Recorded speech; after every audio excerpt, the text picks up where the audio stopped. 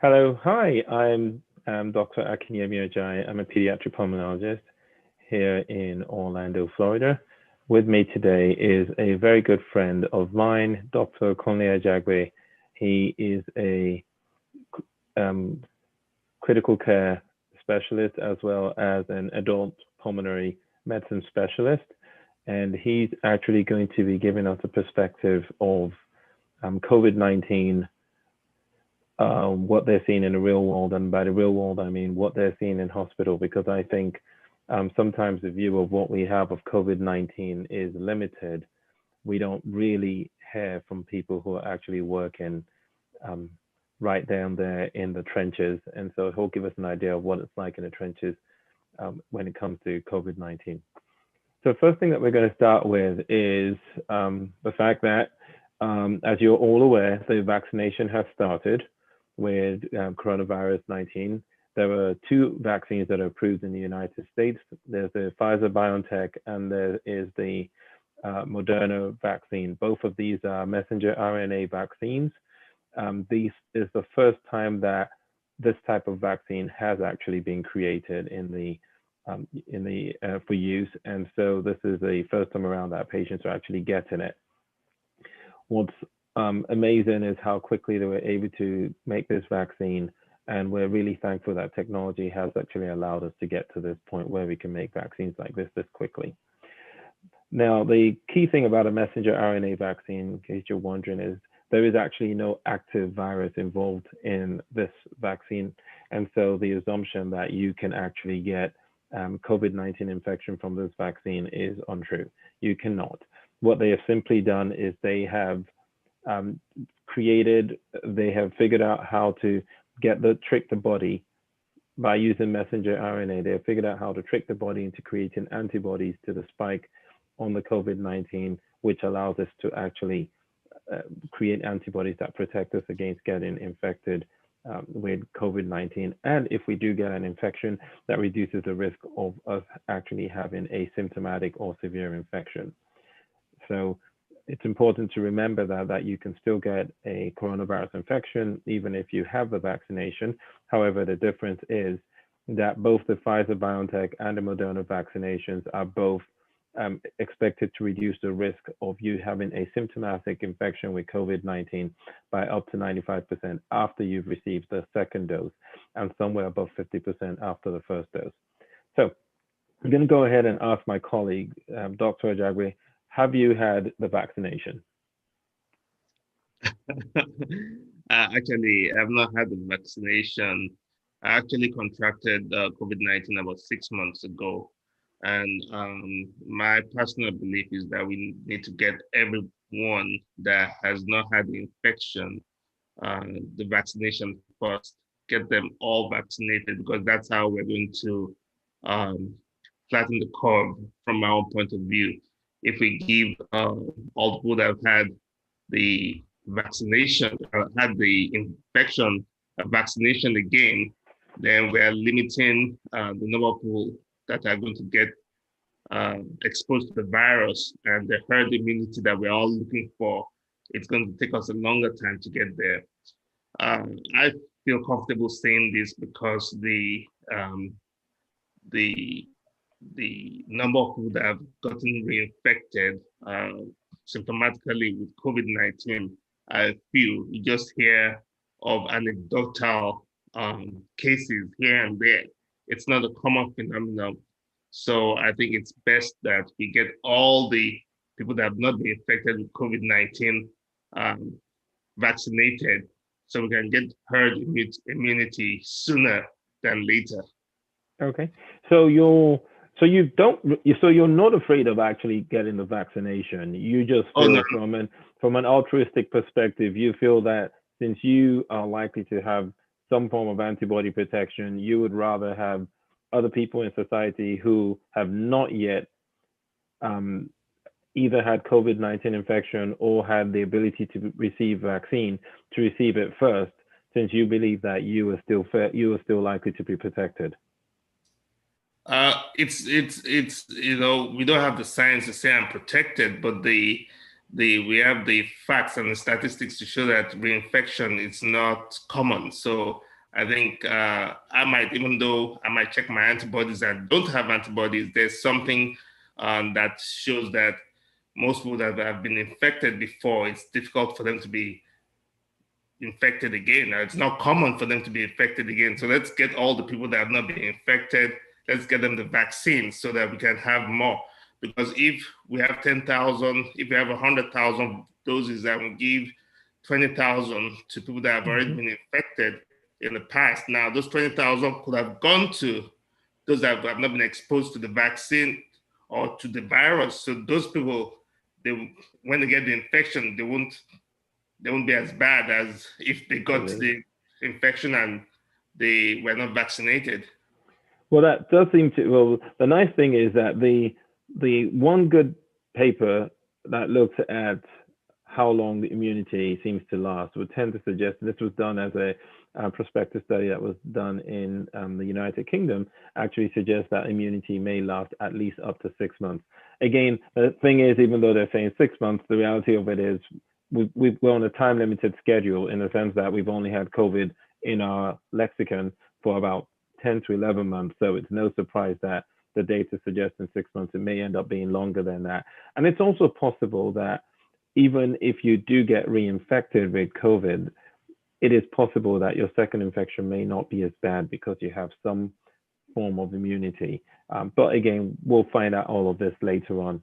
So you haven't received it yet, but once you feel enough people in society have received it, or maybe when you believe that your immunity is beginning to wear off for real, you'll probably go out there and get it. You are a first responder. You're in the ICU. I'll be the first in line. I'll be there at 4 a.m. in the morning waiting for my turn. Cool. That's good. Well, I've had the vaccine. I had my first dose last year. I had my second dose on the 6th. So today's the 9th. So it's been 3 days since I had my second dose, and I seem to have been one of the lucky ones on the second dose. I virtually had no symptoms whatsoever. A little soreness in my arm, which really didn't last any appreciable amount of time, but beyond that I had absolutely nothing to worry about. First time I got it, I was stuffy. My head was heavy. I had a low grade headache and I just felt sluggish. The second time around, truthfully, I think when I went to play tennis, I think I felt like there were some balls I didn't catch up to, and I did blame it on the shot. But beyond that, I really had nothing to worry about. Now, having said that, I have talked to some of my partners within my practice who have also received their second shot, and some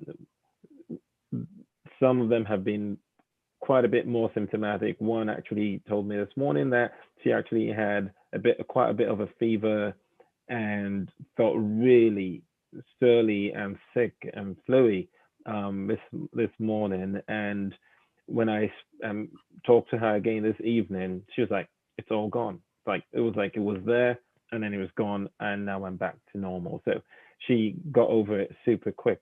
And that seems to be what everyone says invariably with this vaccination, is that whether it's the first or second dose, the side effects the soreness in the arm comes first. The side effects begin to show up about 12 hours after the shot, and almost within a 24-hour window from the beginning of those symptoms, the symptoms are gone. And so far, so good. The people have asked, is there any other vaccine available? In the United States, there isn't. However, there is the AstraZeneca Oxford vaccine, which is an adenovirus vector vaccine. It uses a chimpanzee adenovirus, and the COVID-19 is somehow projected into it in such a way that we can develop antibodies to COVID-19.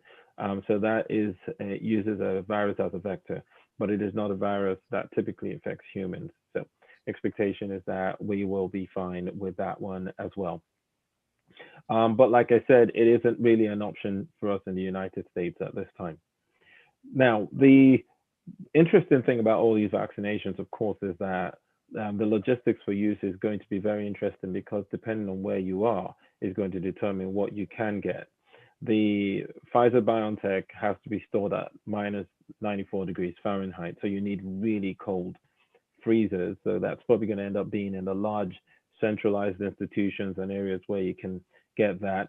The Moderna vaccination needs to be stored at -4 degrees Fahrenheit, which is still very, very cold, while the AstraZeneca one, if it becomes available, is stored between 36 and 46 degrees Fahrenheit, which would make it appropriate, for example, in most third world environments, because it can be stored in a regular fridge and stuff like that. So that'll be great. Now, I'm going to ask you, you're in the ICU. We've heard about this surge. We've heard about, we got all the warnings at Thanksgiving, try not to travel, don't mix, don't travel. You risk infecting yourselves. We got the same warnings over Christmas. We know there was a lot of travel that seemed to go on in between. In your ICU, in the unit in your hospital, have you seen a surge? Are there more people showing up in hospital?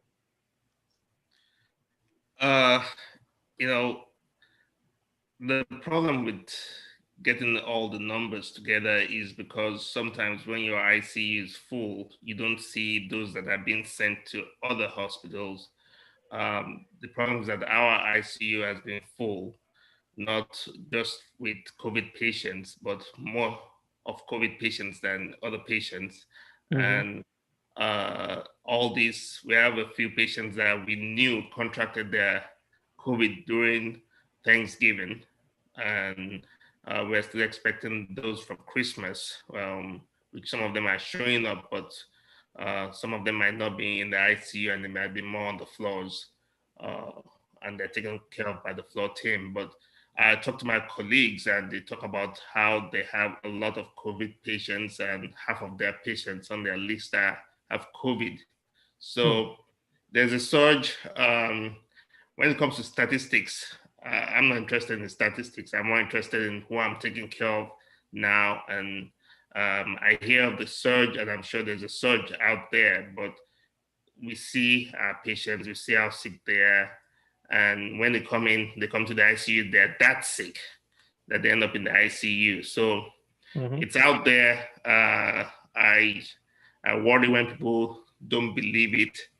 I talk to patients that have survived it and still having symptoms. I've talked to patients that have had family members not survive it. I've had people have their family members feeling debilitated. I had a man that was, from all his symptoms, he thought he had something still from the COVID, but it was more from the depression that he was feeling, that his family members were debilitated and had a morbid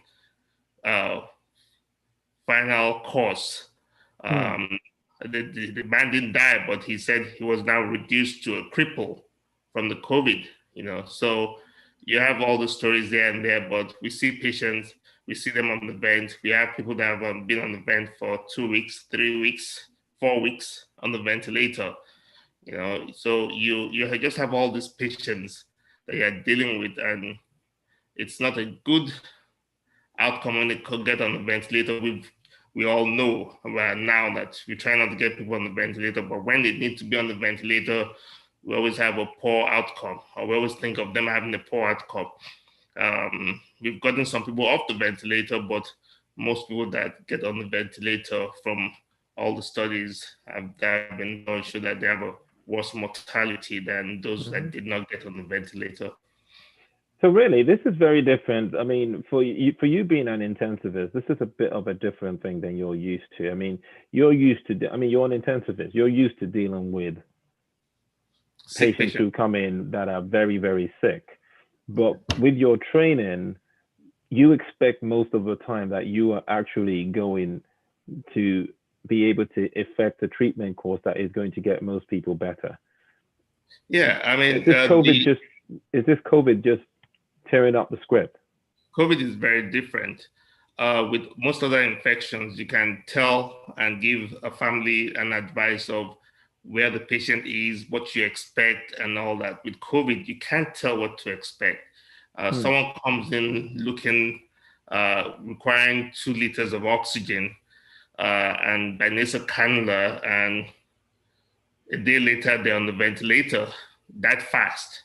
Someone comes in huffing and puffing, and 2 days later they're on oxygen. So you can't tell. But most other Yeah. disease condition, depending on how they come in, you can always say, hey, if I get in this fast with these medications, that's why we had the sepsis bundle. Sepsis bundle is how when people come in with infections, how fast can we get them the antibiotics? How fast can we get them the treatment, the IV fluids? How fast can we put them on sepsis bundle meds? That will help with the prognosis. But with patients that we have now, no matter how fast we get them, the medications that we give the same medications to the same people. We give them the remdesivirs, the dexamethasone, and the outcomes are different, no matter how fast we get it to them. Okay. So you can't predict who's going to get better, as opposed to what you can predict with other medications on how fast you get it into them. This COVID does not follow the rules. Okay. So good. Well, that's really interesting to know. I think that's an important point for people to know that COVID is quite different in how it impacts people. And despite what people may think, we haven't gotten to that point where it can even remotely seem like an okay thing to get COVID-19 infection. You simply are rolling the dice, and if you roll a bad number, your outcome could be really, really poor. So one of the things that some people are saying out there is they don't want to get this vaccine because they are worried about what's going to happen 4 or 5 years down the line. Are they going to end up with some sort of weird issue because they received this vaccine, and as such they don't want to take it. But then one of the things that I was reading is that with actual COVID-19 infection, and I don't know what your opinion is with this, that there were significant concerns about what is the long-term damage that this COVID-19 is actually causing to people today, in the sense that you have people who are getting COVID-19 infection, and the autopsies and some of the dead patients are showing that there was massive leakage of fluid from small capillaries and vessels in the brain, not actually related to what killed them, but just as part of the process that was noted to be present. And one of the concerns is with the amount of neuronal damage that they're actually seeing, subtle neuronal damage that's occurring with COVID, are we likely to run into issues 5, 7, 10 years down the line? Could we be looking at people who are more likely to develop neurologic conditions? People are talking about things like Alzheimer's, early onset Alzheimer's, dementia. People are talking about because of the damage of the kidney. Could we be looking at people with early onset chronic kidney disease, more rapid worsening of lung disease? Basically,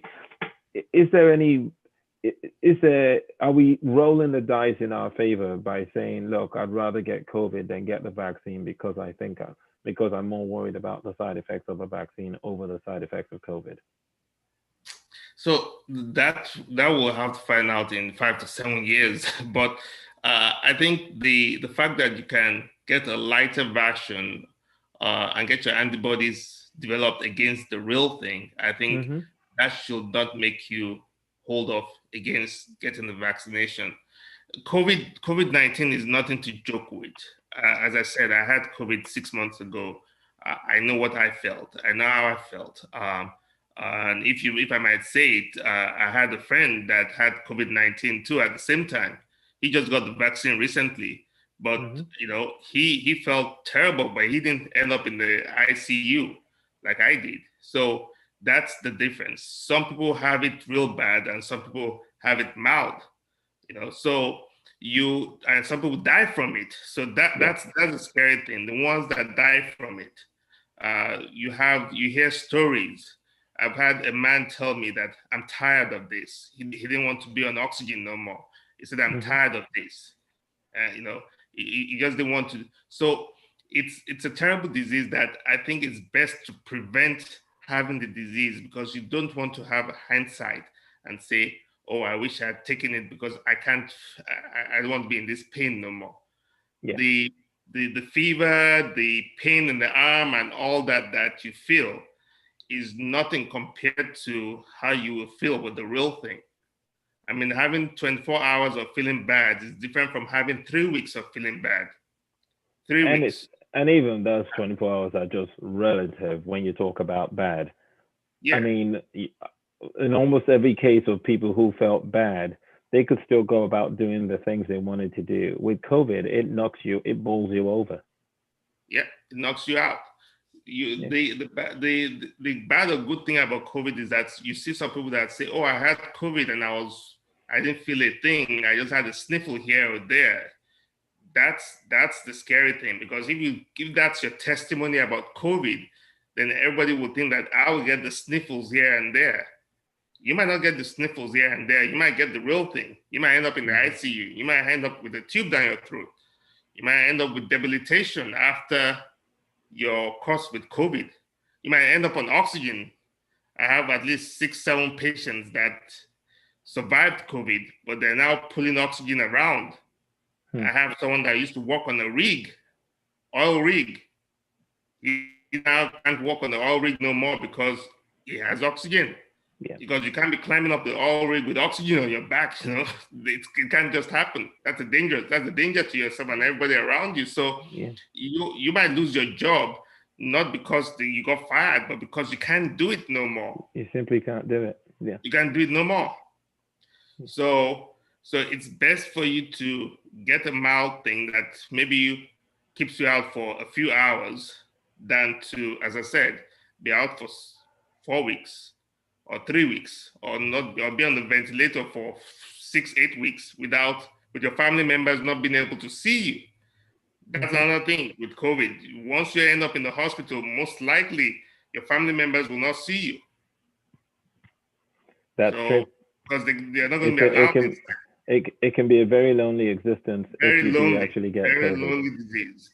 Yeah. So here's another question in that I was going to ask you in that regard. And you know, you may not have noticed this yet, but I know that you are also fairly concerned and involved in your community when it comes to what's happening with the younger kids and trying to make sure that the right decisions are made with school reopenings and stuff like that. Now, we've got these two new variants of COVID-19 that are slowly making their way around the planet. So we've got the UK variant, which is the B.1.1.7 variant, and we've got the South African variant, which is the 501Y.V2 variant. Well, what's quite unique about these two variants is if we thought regular COVID could move around fairly easily, suddenly we find out that the virus has mutated to the point where it can now more efficiently spread from human to human, which means more environments are likely to become super spreader environments, even if they were not previously super spreader environments. And one of my concerns is when I think about schools. In general, the schools have been quite good, at least where I am, because there's been an insistence on masking, hand washing, face and social distancing. And we know that as the longer COVID-19 has gone along, more people that were keeping their kids in the launch of virtual schools are going to move their kids or are beginning to move them back to classroom, either because they can't afford to keep them home anymore or their children just aren't great learners and on great computer learners, so they have to put them back in the class. And one of the concerns is that if these new variants that are more efficiently able to spread from human to human become endemic within our societies, will that be likely to suddenly make the children more likely to be more effective vectors for this disease?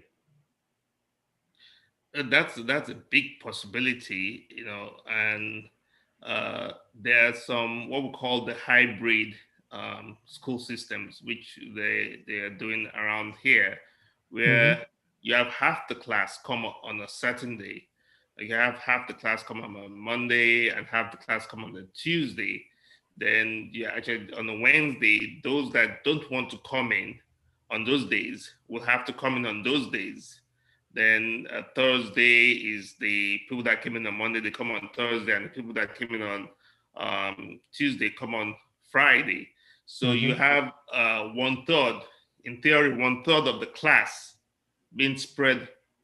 Instead of a full class, you have 1/3 of the class showing up in class. And that's kind of good because you're less of a close knit and you can keep the 6 feet apart. But you see, the thing about kids is how well can they keep their mask on, or how well do they keep their mask on, or how well do their parents preach for them to keep their masks on? Because if their parents don't preach to keep their mask on, they'll just go and do what they like at school, and kids will be kids and they go talk to each other and they can easily spread it around. So if this more virulent strain is roaming around, then things are going to get worse. But if you have activities, unfortunately, you have activities where people show up and they're all hanging out together. They say, "Oh, we have a football game or basketball game," and everybody shows up and they're all hanging close together. The people up in the crowd are all hanging out together. Then that's even worse. So the question is that, do you allow team sports to continue? That's a question to ask. And if you allow team sports to continue, will you make it like the soccer games in the UK where there are no fans out there? So that might be more of a bigger problem than actually being in the class, because the class they might be all spread thin and no one's close to each other. And if they can explain to kids that, or the young adults or your kids, that, hey, you need to stay away from each other, and someone is able to monitor them, then that might be less of a problem. Even though this is more virulent, but if you can keep people away from each other, then it's going to be still good. Yeah, and that's the good thing about children. That's the great thing about kids, is they're actually quite amazing in how they handle this whole thing. They've been brilliant at reducing the risk of transmission. They will keep their masks on. I'm more concerned about the adults than I am about the kids when it comes to all of this. So my expectation is that schools should be able to stay open if we still believe in the science. That I think I'll argue with you on that, because I think it's because you're a pediatrician that you're supporting the kids. I'll support the adults, because whatever you just said, I'm just against it, because the adults are better than kids. Oh, kid, are you serious? Are you serious? If the adults had done what they were supposed to do between March and June of 2020, the kids wouldn't have had to carry the water for the grown-ups since then. The grown-ups had all the time in the world to get this right while the kids were out, and they didn't. Kids have been back in school since August, and they have not been super spreader environments. There is hardly any school, elementary, middle, or high school, that has become or created a super spreader environment anywhere in the country. So I would, if I had to pick a population to go hang out with during COVID, if I was high risk, I'd pick the kids before I pick the grown-ups any day. They're just that much better. So but in general, I think, like you said, the science bears it out. Masks work, hand washing works, and social distancing works. And even if this virus is more transmissible than the other variants, the reality of it is, as long as we're doing the same three things: face masking, hand washing, and social distancing, we should be fine. And so that's going to be my expectation on how this goes. Well, great. But I'm really happy that you came on. Is there anything else that you'd like to talk about or say in closing? My worry is that people might become lax, and we've not conquered this thing yet. We still have 4,000 people dying daily.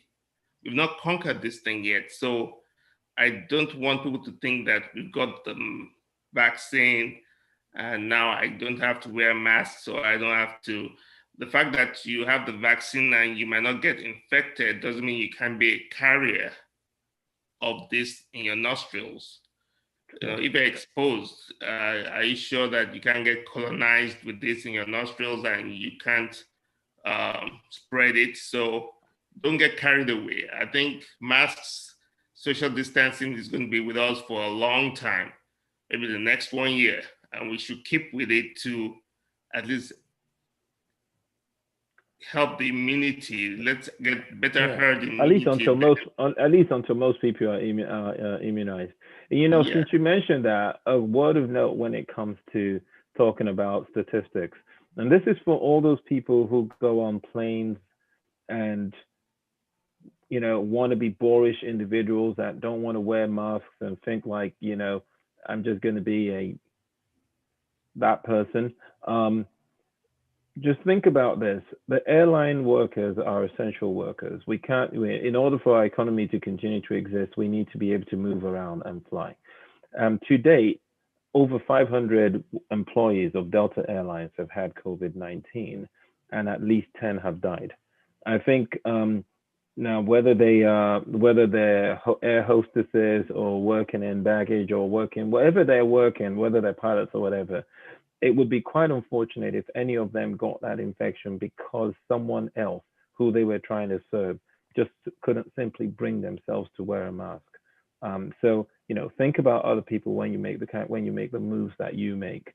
The other thing to realize is currently we're losing on average between 3,500 to 4,000 people a day, which means that in the month of January we are likely to lose over 100,000 people.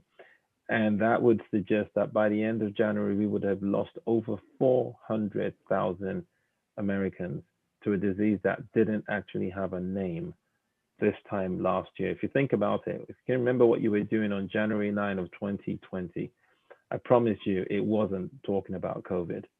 So a disease we didn't even know existed 12 months ago is likely to have killed over 400,000 Americans by the end of January. And probably by the end of February, it will be over 500,000.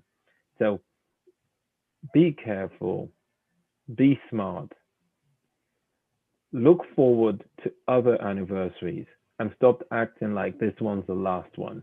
So if you can hold off on a birthday party right now in the hopes that you can have a good big birthday party next year, maybe you should do that.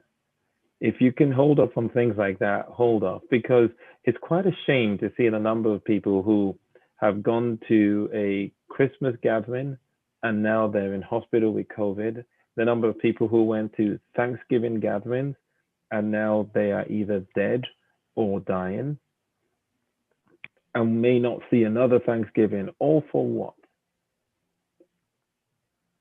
We could all do better.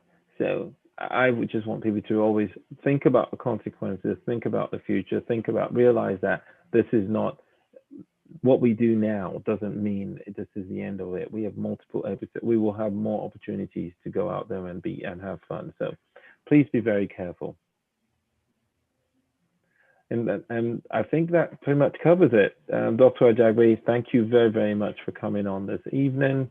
It's always awesome to see your perspective because you, my friend, are someone who sees COVID every day. It's not what we hear on the news. You actually go into rooms and you are side by side with people that have COVID-19, working with an excellent team of healthcare providers who are also trying to take care of these people. So keep up the good work and stay safe. You too. Stay safe. All right. And go and get that vaccine soon. Okay. All right. Thank you. Bye.